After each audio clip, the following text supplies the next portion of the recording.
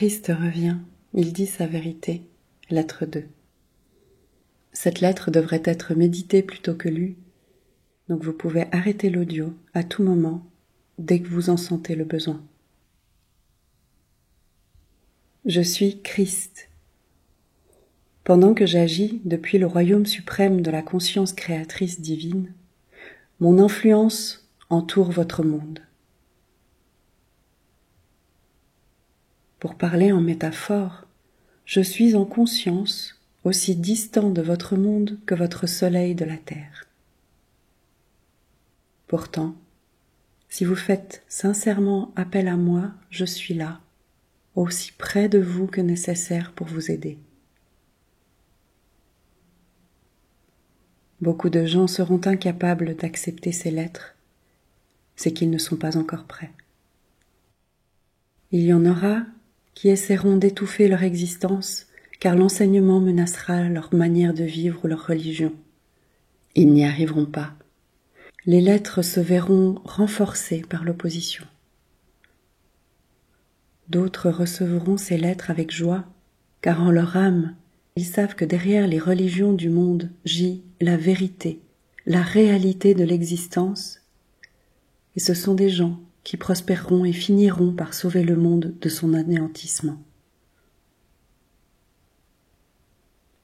Je vais maintenant reprendre mon autobiographie là où je l'ai laissée dans la première lettre. Mon but, en vous donnant ces quelques détails biographiques de mon entrée dans la vie publique en tant qu'enseignant et guérisseur, est que mon attitude et mon comportement juvénile vous soient rendus vivants, ainsi que les circonstances dans lesquelles j'ai atteint ma condition humaine spiritualisée. Il est important que vous arriviez à visualiser la Palestine, telle qu'elle était quand je vivais sur Terre, et à voir clairement les conflits internes que mes enseignements ont suscités chez les gens qui étaient endoctrinés par les croyances et les rites traditionnels juifs. Ces conflits trouvent leur source dans l'incapacité des évangiles à rapporter précisément tout ce que j'ai tenté d'enseigner. Dans les évangiles se trouvent de fréquentes références à mes paraboles décrivant la réalité du royaume des cieux ou du royaume de Dieu, quel que soit le nom que lui donnèrent les évangélistes, mais il n'a été tenté nulle part de saisir le sens profond de ces paroles, d'en emporter la rhétorique ou d'en attirer la signification spirituelle du royaume de Dieu ou du royaume des cieux. Lorsque j'aurai parlé des véritables sermons que j'ai délivrés à la foule, vous serez capable, à la lumière de mes expériences dans le désert et de votre connaissance des faits scientifiques, de comprendre finalement un peu de ce que je tentais d'enseigner alors. Comme mon succès a été plus que limité, il est impératif qu'une autre tentative soit faite au début de ce nouvel âge, de ce millénaire, puisque c'est sur ma connaissance spirituelle suprême et privilégiée que se fondera et se développera ce nouvel âge.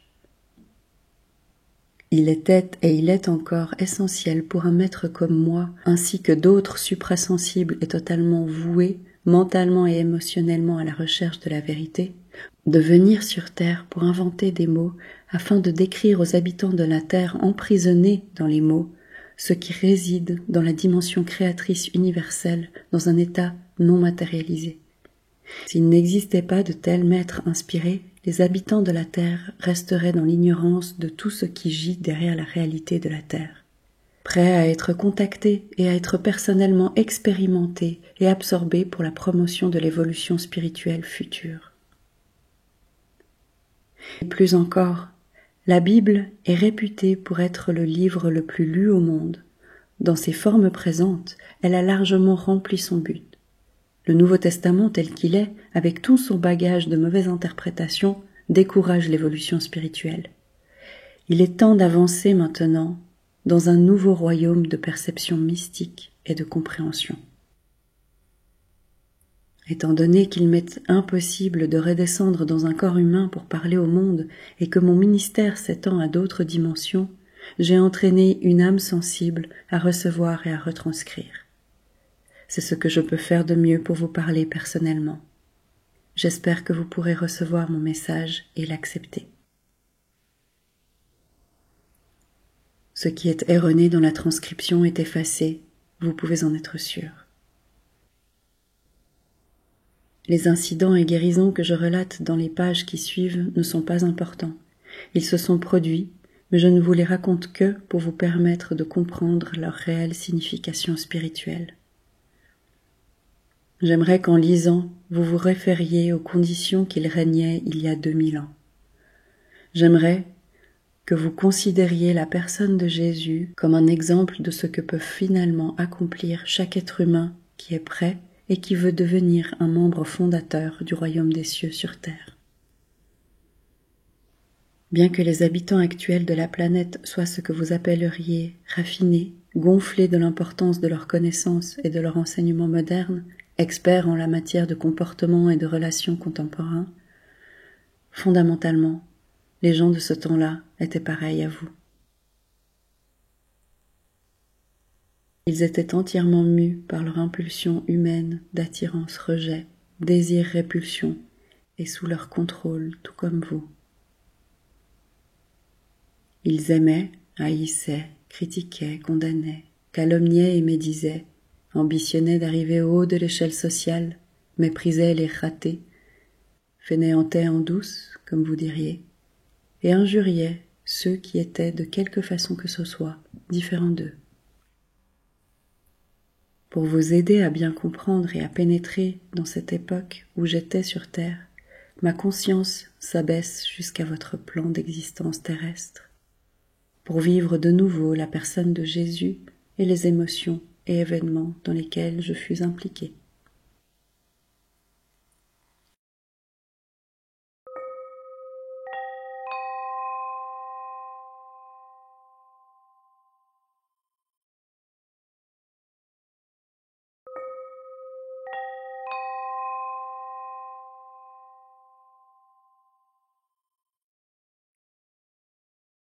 Quand je quittai le désert et me mis à marcher sur la route menant au village de Nazareth, j'étais encore exaltée et la connaissance qui m'avait été révélée si glorieusement dans le désert me remplissait d'une joie exubérante.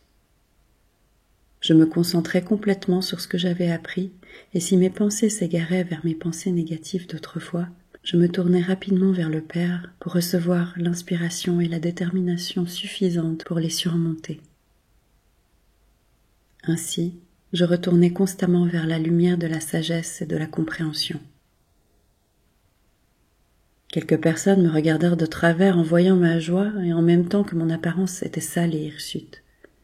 Était-ce la boisson qui me rendait joyeux, se demandait-il. D'autres me regardaient avec un air dégoûté. Au lieu de réagir comme autrefois avec colère, je me souvins que j'étais bénie d'avoir reçu ces visions et eu une connaissance qu'ils ne pouvaient même pas imaginer. Je les bénis et priai pour que leur vision intérieure s'ouvre de même et continuai en paix mon chemin chez moi. Il y eut cependant des villageois qui regardèrent mon état pitoyable avec compassion et se hâtèrent d'aller me chercher du pain et même du vin pour m'aider à continuer ma route. Il y avait toujours quelqu'un qui m'offrait le gîte pour la nuit. La vie, Père, pourvoyait vraiment à tous mes besoins et me fournissait toute la protection voulue. Pendant tout ce temps, je ne dis pas un mot de mes semaines dans le désert. Je sentais que le temps n'était pas encore venu.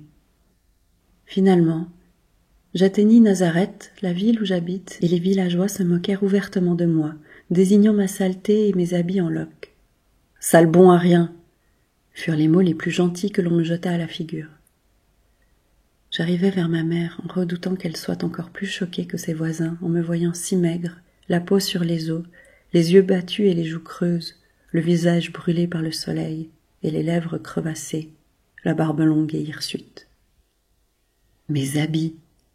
Elle allait s'outrager à la vue de mes habits déchirés en lambeaux dont la couleur disparaissait sous la poussière du désert. Je grimpai les escaliers et pris mon courage à 2 mains pour affronter la furie de ma mère. Lorsque je frappai, ma sœur vint ouvrir la porte.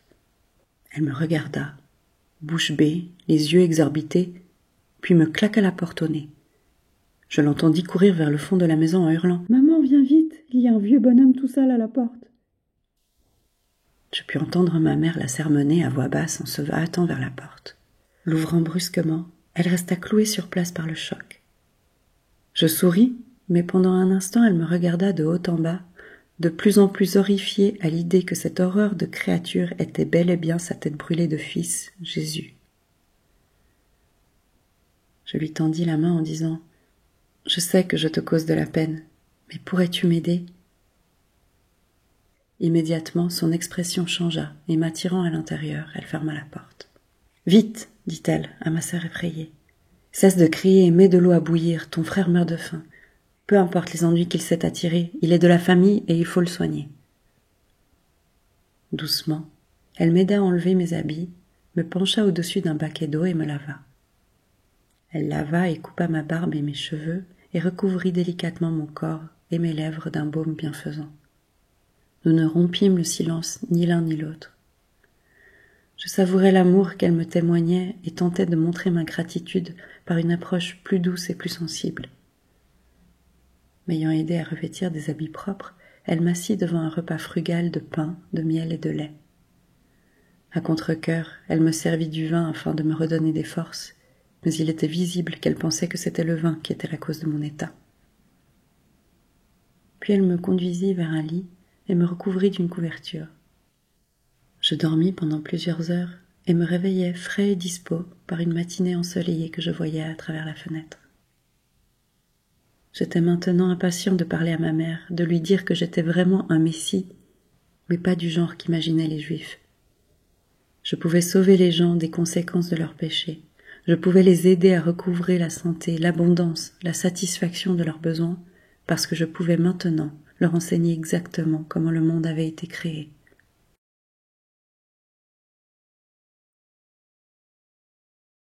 Pendant que j'essayais de lui raconter, elle commença à être toute excitée et pleine d'enthousiasme.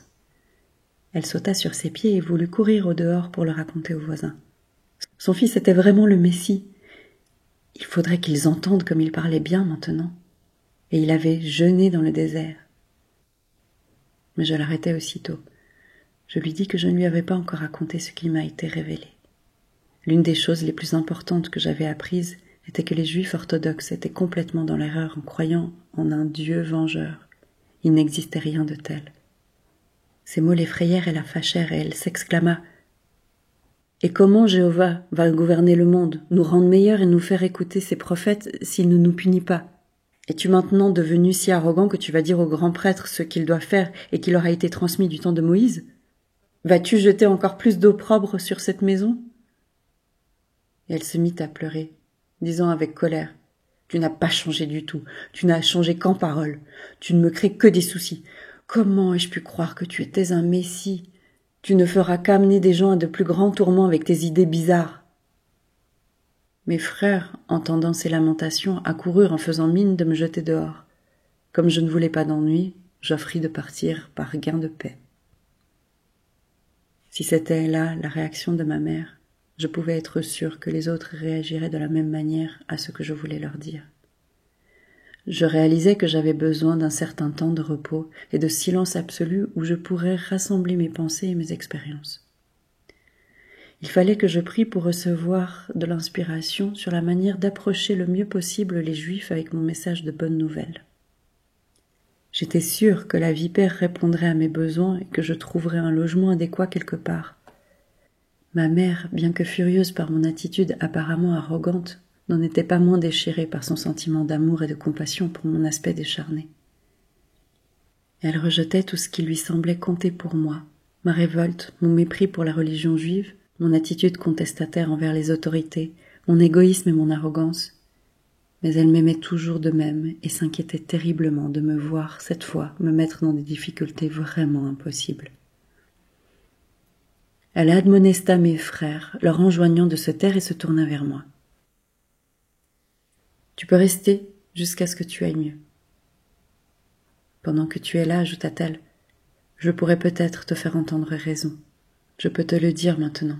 Si tu sors dans la rue et que tu commences à parler comme tu m'as parlé, tu finiras dans un état encore pire qu'avant. Les bonnes gens te cracheront au visage et te jetteront des ordures. Tu es une honte pour ta famille. » Et donc, malgré sa colère, je ris, la remerciai et l'embrassai affectueusement. Heureux, je restais avec elle, sachant pertinemment que derrière sa colère, elle s'inquiétait beaucoup pour moi. Elle me nourrit bien et me confectionna de beaux habits neufs. J'appréciais tout ce qu'elle faisait pour améliorer mon apparence, car je savais que pour évoluer librement parmi les riches et les pauvres, je devais être habillée correctement, porter des vêtements décents. Parfois, la nourriture manquait à la maison. Alors, puisant dans la puissance de mon père, je la réapprovisionnais sans rien dire. Elle non plus. Je savais qu'elle se demandait tristement si à toutes mes mauvaises habitudes, j'avais encore ajouté celle de voler. Puis un jour, elle m'attrapa un pain frais sorti du four à la main, alors qu'elle savait que je n'étais pas sortie de la maison pour l'acheter et que le four n'avait pas été utilisé jusqu'à ce jour-là. Elle ne dit rien, mais me jeta un long regard songeur. Je pus alors voir son attitude changer. Elle n'était plus très sûre d'elle.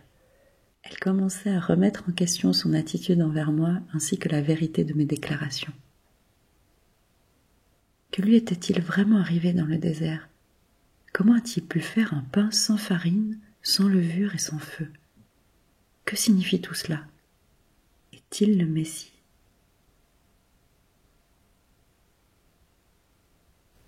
Puis mon frère se coupa la main. Il souffrit beaucoup quand la plaie s'envenima. Il me permit d'imposer les mains sur sa blessure en priant tranquillement. Je pouvais voir qu'il sentait la puissance s'écouler dans sa main parce qu'il me regarda bizarrement. « La douleur a disparu, dit-il brièvement. » Il s'éloigna d'un air maussade et je sus que pendant que je le soulageais de sa douleur, il ne m'aimait pas d'avoir été capable de l'aider. Je sentis sa jalousie. Ma sœur se brûla la main et un autre de mes frères se plaignit de forts maux de tête. Je pus les guérir tous les deux. Mes frères et mes sœurs se mirent à plaisanter à propos de mes pouvoirs magiques. Ils me demandaient quel mal j'allais leur faire s'ils se fâchaient. La tension monta à la maison et j'en ressentis de la tristesse pour ma mère, qui avait tellement envie de paix dans sa maisonnée. Mais elle voyait des changements dans mon comportement et elle en fut réconfortée. J'étais plus tranquille, je maîtrisais mes emportements, contenais mon énergie, réprimais mon impatience, ne me disputais plus. J'étais devenu plus attentif, je l'écoutais bougonner en femme qu'elle était, je l'aidais dans la maison en réparant les meubles abîmés et allais dans les collines, dans les fermes éloignées pour trouver les fruits et les légumes qu'elle désirait. J'en vins à l'aimer tendrement et avec compassion, comme on devrait aimer une mère.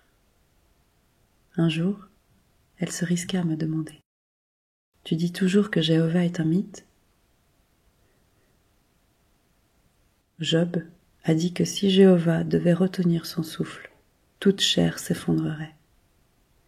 Voilà le Jéhovah en qui je crois et que j'ai vu. Personne n'a vu Jéhovah, dit-elle fermement. J'ai vu ce qui crée toute chose, répliquai-je tranquillement. Je l'appelle Père, parce que c'est l'amour parfait, un amour plus parfait que l'amour maternel, ajoutai-je en lui souriant. Il est œuvre en toute chose, à travers et pour sa création. C'est le Père, en moi, qui t'a apporté les choses dont tu avais besoin dans la maison, et qui a guéri mes frères et sœurs si rapidement. Je vis qu'elle commençait à comprendre vaguement ce que je disais. « Qu'en est-il du péché ?» demanda-t-elle. Le péché n'existe pas comme nous le comprenons. Nous naissons pour agir comme nous le faisons. Nous devons trouver le moyen de surmonter nos pensées et nos sentiments humains, car ils nous séparent de la protection du Père, et ils nous apportent maladie et misère. Lorsque nous aurons appris à surmonter l'ego, nous entrerons dans le royaume des cieux. Ma mère se détourna silencieusement, réfléchissant manifestement à ce que je lui disais, mais elle n'était plus fâchée. Je sus qu'elle pensait à mes déclarations et réalisait qu'elles allaient bouleverser le monde sécurisant qu'elle connaissait. Sans sa croyance en un Jéhovah menaçant l'humanité désobéissante de sa pire vengeance, elle se sentait perdue et dans l'insécurité. Elle se demandait comment le monde allait tourner s'il dépendait uniquement des hommes de contrôler leurs mauvaises actions et celles d'autrui. Même les rois et les gouverneurs faisaient de mauvaises actions. Sans Jéhovah pour régner et punir les pécheurs, où cela s'arrêterait-il? Pendant que je reprenais mes forces, j'étudiais avec application les Écritures, afin de pouvoir rencontrer les pharisiens et les scribes en toute confiance. Il est aussi impératif que je connaisse ce qui avait été écrit au sujet du Messie, car j'étais convaincue d'être celui dont avaient parlé les prophètes. Je pouvais vraiment sauver les gens de la misère, de la maladie et de l'indigence, et même leur rendre la santé et la prospérité en leur révélant la vérité concernant le royaume des cieux et la réalité du Père. Lorsque je sentis que j'étais suffisamment préparée à sortir pour enseigner et guérir, pour plaire à ma mère, j'acceptai d'aller un jour de Shabbat à la synagogue de Nazareth et de parler à l'assemblée des fidèles. Selon la tradition, je me levai et on me tendit Ésaïe à lire. Je choisis le passage prophétisant la venue d'un Messie qui libérait le peuple juif de tout esclavage. L'Esprit du Seigneur est en moi, car il m'a oint pour prêcher la bonne nouvelle aux humbles.